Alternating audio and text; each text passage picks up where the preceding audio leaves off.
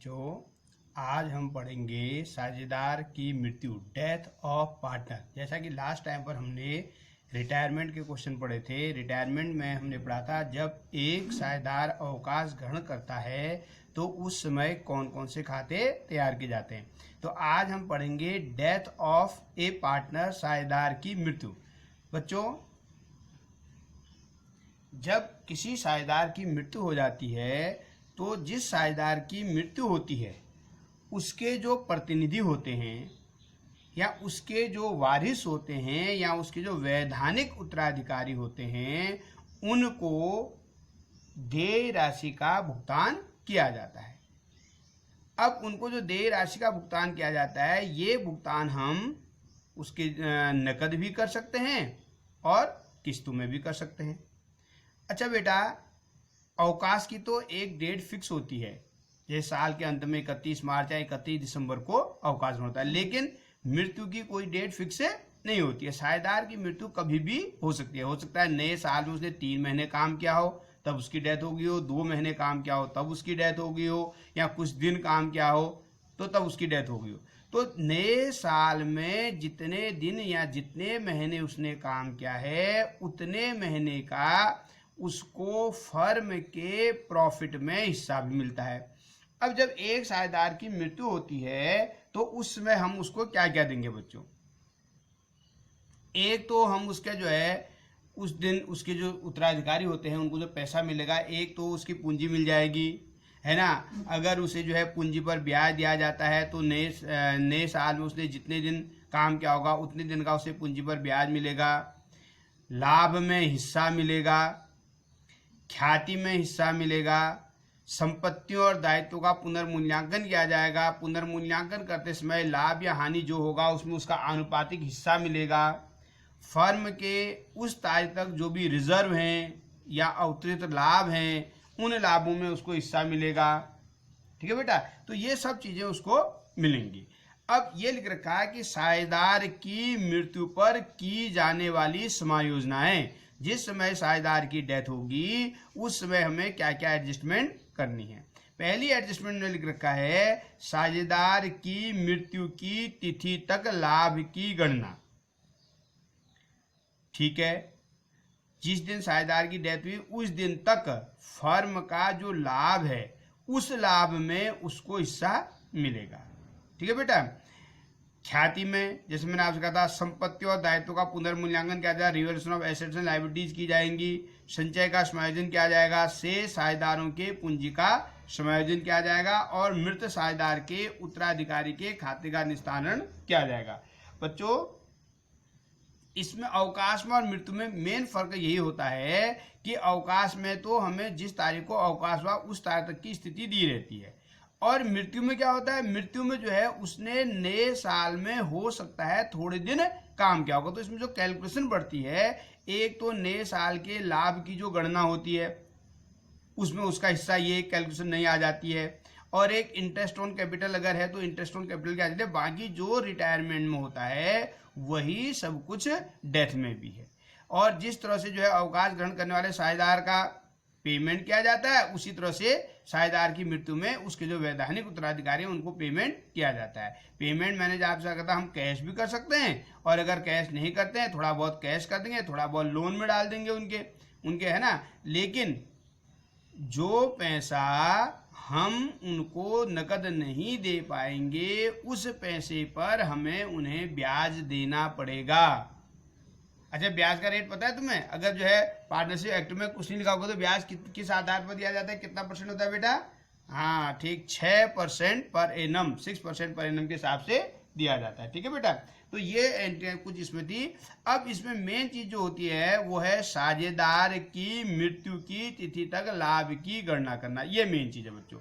अब लाभ की गणना हम कैसे करके करेंगे ये मैं आपको बताऊंगा कि लाभ की गणना हम कैसे करते हैं। ठीक है, अब लाभ की गणना के क्वेश्चन में जो है देखो,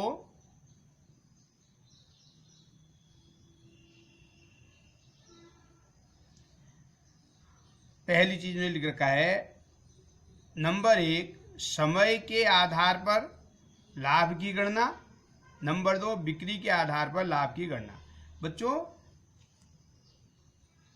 नए साल में सपोज हमने 31 दिसंबर को अपने अकाउंट पूरे किए, ठीक है, और पार्टनर की डेथ मेरी 31 मार्च को नए साल में हो रही, तो 31 मार्च का मतलब जनवरी फरवरी मार्च 3 महीने उसने काम किया। क्या नहीं किया, क्योंकि दिसंबर जो है अकाउंट क्लोज हो गए थे, तो जनवरी का महीना, फरवरी का महीना, मार्च का महीना, 3 महीने उसने काम किया।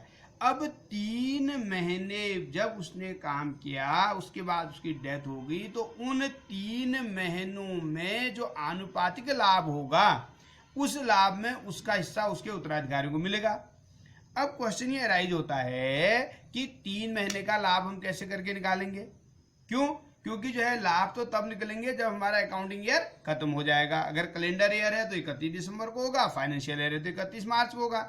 इस क्वेश्चन के हिसाब से मैंने जैसे आपसे कहा 31 दिसंबर को पूरा होगा, तो अकाउंट की जो असली पोजीशन है वो तो हमें 31 दिसंबर को पता लगेगी लाभ या हानि की। तो हमें क्या करना पड़ेगा कि हमें जो है एक अप्रॉक्स लाभ निकालना पड़ेगा।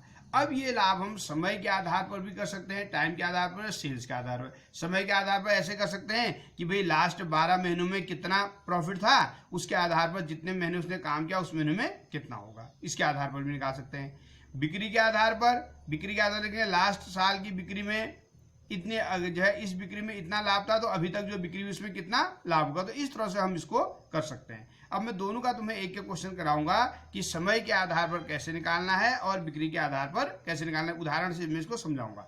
बेटा, समय के आधार पर निकालने के लिए on the basis of time, अगर लाभ को समय के आधार पर निकाला जाएगा तो उसकी कैलकुलेशन होती है कि मृत साझेदार के लाभ का हिस्सा कैसे निकालते हैं, गत या औसत लाभ, ठीक है।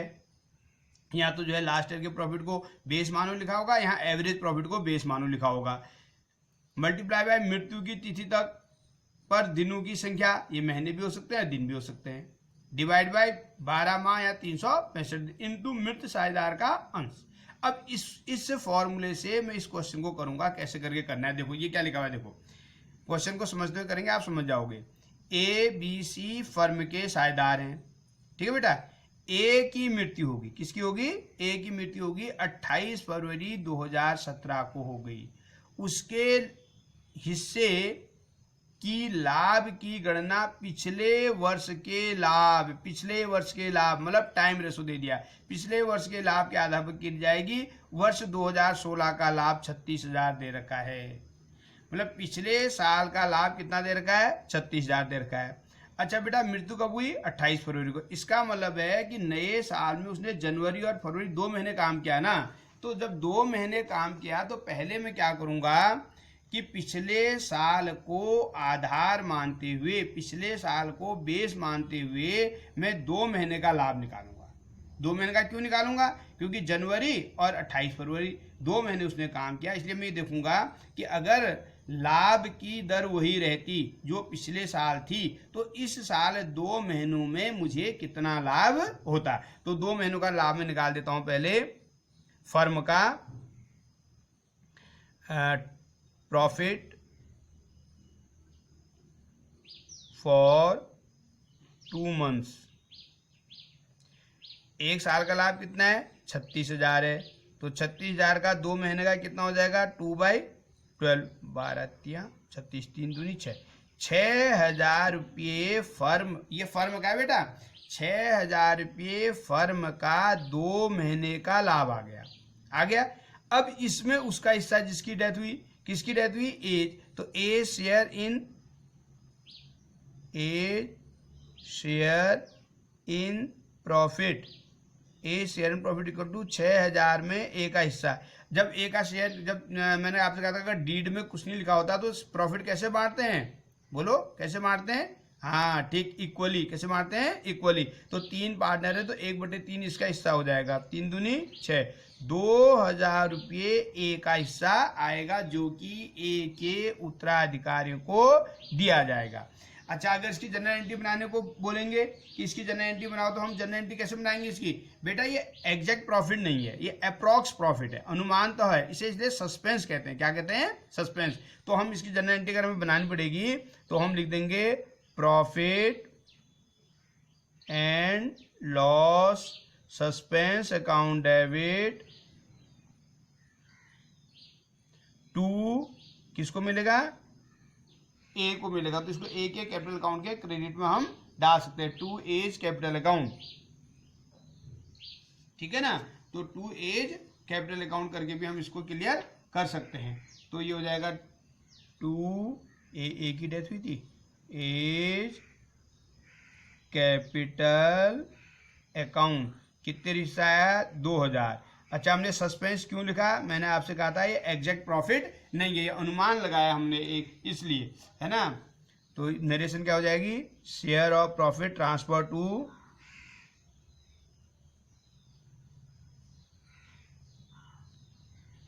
टू एज कैपिटल अकाउंट, ये इसकी नरेशन हो जाएगी। तो इस तरह से इसकी जनरल एंट्री तैयार हो जाती है। अगर आपसे जनरल एंट्री बनाने को कहा होगा तो हम ये वाली इस तरह से इसकी जनरल एंट्री बना सकते हैं, ठीक है बेटा।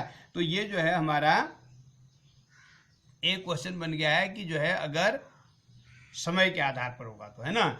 और अगर जो है सपोज इन्होंने लिखा है कि बिक्री के आधार पर, बिक्री के आधार पर कैसे करेंगे, तो बिक्री के आधार के लिए भी मैं आपको ये लिखा हुआ है, देखो, मृत साझेदार के लाभ में हिस्सा मध्यवर्ती अवधि के लिए विक्रय मल्टीप्लाई बाय लाभ की दर मल्टीप्लाई बाय मृत साझेदार का अंश बटे 100। अब इसको मैं अगर आपको समझाऊंगा तो आप समझ लोगे इसको कैसे करके करना है बिक्री के आधार पर।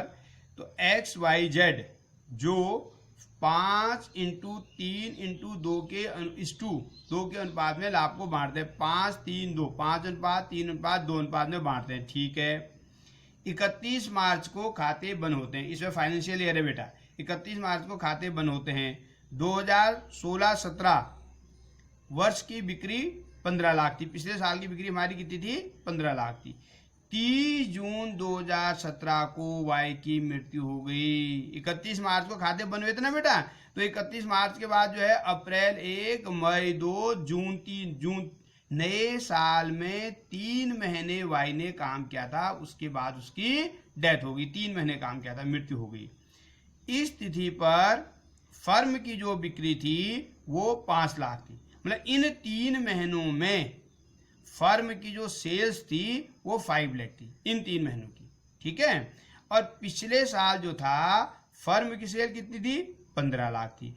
और 15 लाख की जो पिछले साल फर्म की सेल्स थी ना बेटा, इसमें पिछले साल का जो प्रॉफिट था वो 3 लाख था। कहने का मतलब है कि अगर बिक्री के आधार पर निकालना पड़ेगा तो हम ये देखेंगे कि पिछले साल की सेल में कुल जो हमारा प्रॉफिट था कुल वो 3 लाख था, 15 लाख में 3 लाख का प्रॉफिट है। तो इन 3 महीनों की सेल में अप्रॉक्स कितना प्रॉफिट होगा ये पहले हमें निकालना पड़ेगा, तब इसमें हम उसका हिस्सा निकाल देंगे। समझ आई नहीं बात। तो ये सेल्स के आधार पर इस तरह से करते हैं कि लास्ट ईयर की सेल में इतना प्रॉफिट तो अब तक की सेल में कितना प्रॉफिट, ऐसे करके यूनिटरी मेथड से हम कर सकते हैं। तो हम ये निकाल लेंगे, पहले हम ये लिख लेते हैं कि इन 3 महीनों की सेल में कितना होगा। जब हमारी वैन सेल्स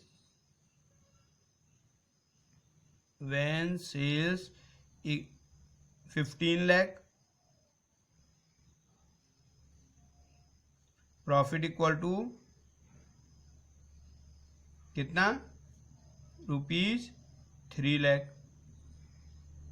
है ना बेटा। जब सेल्स 15 लाख है तो प्रॉफिट कितना है, 3 लाख है। और जब सेल्स कितना है, 5 लाख है। वैन सेल्स, इसे रेट भी निकल सकता है इससे, when sales 5 lakh, profit equal to, unity method से कर रहा हूं मैं, यूनिटी मेथड कर रही है, या रेट ऑफ प्रॉफिट निकाल करके भी निकाल सकता हूँ, यूनिटी मेथड से करा रहा हूँ, ठीक है। 3 lakh into 5 lakh divided by 15 lakh, 1 2 3 4 5, 1 2 3 4 5, 15 दूनी 30, 30 5 दूनी 10, 1 2 3 4,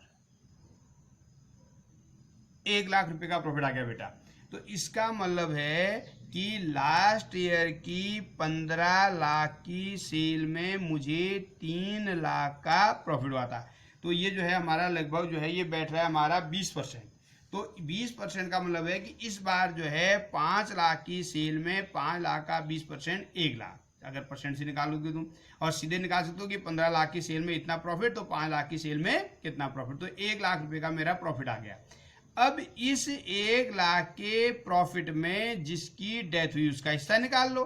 तो किसकी डेथ हुई थी? डेथ हुई थी हमारे वाई की। किसकी हुई थी? वाई की। तो Y share in profit, Y share in profit, Y का profit, Y share in profit equal to 1 lakh, तो टोटल प्रॉफिट है ना बेटा। 1 लाख में वाई का हिस्सा है ये 3/10, तो 1 लाख का 3/10, तो ₹30,000, 30,000 रुपये वाई के उत्तराधिकारियों को दिए जाएंगे। तो इस तरह से इन क्वेश्चनों को करते हैं बेटा। तो ये मैंने आपसे कहा था कि ये जो हमारे क्वेश्चन है ना, ये मृत्यु के क्वेश्चन और रिटायरमेंट समझ लो आप एक ही जैसे हैं, दोनों भाई भाई जैसे, ठीक है। जैसे अवकाश ग्रहण करने वाले को करते हैं वही सब कुछ मृत्यु में भी होता है। मृत्यु में सिर्फ जो है जो ज़्यादा एक्स्ट्रा जो कैलकुलेशन होती है बेटा, वो ये होती है कि अगर जो है साझेदार ने नए साल में कुछ दिन काम किया होगा तो इसमें profit and loss suspense account करके लाभ में उसका हिस्सा निकाला जाता है। बाकी अगर पूंजी पर ब्याज होगा तो पूंजी पर 2-3 महीने का पूंजी का ब्याज दिया जाएगा। बाकी सब कुछ वैसी है। गुडविल की ट्रीटमेंट वही है, रिमेनिंग टू रिटायरिंग वाली है, गुडविल की ट्रीटमेंट वैसे ही करेंगे इसमें, है ना। रिजर्व में हिस्सा वैसे ही देंगे, जो अवकाश ग्रहण करने वाले साझेदार है पेमेंट भी उसी तरह से करेंगे। तो ये क्वेश्चन आज मैंने आपको जो है ये इसमें बताया कि जो है लाभ की गणना कैसे करते हैं। अगला हम इसका पूरा क्वेश्चन करेंगे, एक क्वेश्चन जिसमें जो है हमारा इसमें सारी कैलकुलेशन आ जाएगी कि लाभ पर गणना कैसे की जाएगी, कैसे करके उनको पेमेंट किया जाएगा। अगली वीडियो में आपको मैं कराऊंगा, उसके बाद फिर हमारा समापन चलेगा। ठीक है बेटा, ओके, गुड मॉर्निंग।